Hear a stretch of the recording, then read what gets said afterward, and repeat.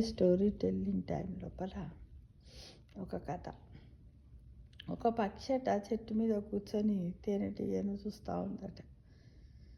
అబ్బా, దాన్ని తేనెటీగ ఏం చేస్తుంది? ఒక పువ్వు నుంచి ఇంకొక పువ్వు నుండి మకరంధ్రాన్ని తీసుకుంటుంది కదా. దాని కష్టాన్ని చూసి, ఓ తేనెటీగ, నువ్వు ఎంతో కష్టపడి పువ్వు దగ్గరకు సంపాదించి పోగేసిన తేనెను మనిషి తీసుకెళ్ళిపోతాడు, నీకు బాధ అనిపిస్తలేదా అని అడిగిందట. ఎవరు? పక్షి. అందుకు తేనెటీగ నవ్వేమన్నదట, తేనె సంపాదించడం ఒక కళ. మనిషి నేను పోగు చేసిన తేనె దొంగిలించగలడు, కానీ నా కళను దొంగిలించలేడు కదా.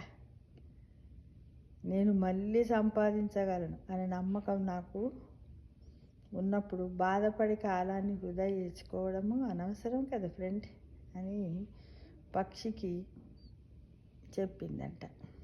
అని సమాధానం ఇచ్చింది. అయితే మనకి మన మీద నమ్మకం ఉన్నప్పుడు ఎవరేమి మాటలన్నా, ఎవరు ఎన్నన్నా, మనం వేస్ట్ అన్నా ఏదన్నా, మన టాలెంట్ మనకే ఉంటుంది. సమయం వచ్చినప్పుడు ఇలా మనము ప్రూవ్ చేసుకోవచ్చు. ఎలా? తేనెటీగ కదా ఏ విధంగా అయితే చేస్తూ ఉందో అలా. కాబట్టి బాధపడద్దు. ఎవరైనా మన సంతోషాన్ని, మన బాధను, మన సంతోషాన్ని మన దెబ్బ కొట్టాలని, బాధ పెట్టాలని చూశారనుకోండి, వాళ్ళు చూస్తూనే ఉంటారు, మనము చేస్తూనే ఉండాలి. మన మీద మనకు నమ్మకం ఉండాలి. అన్నీ మంచి జరుగుతాయి, అంతా మన మంచిగా అనుకోవాలి. ఏది జరిగినా కూడా, ఎదుటి వాళ్ళు మనల్ని ఏమన్నా కూడా ఆ విధంగా అనుకుంటూ మనము ఆత్మవిశ్వాసంతో బ్రతకడానికి ముందుండాలి ఫ్రెండ్స్.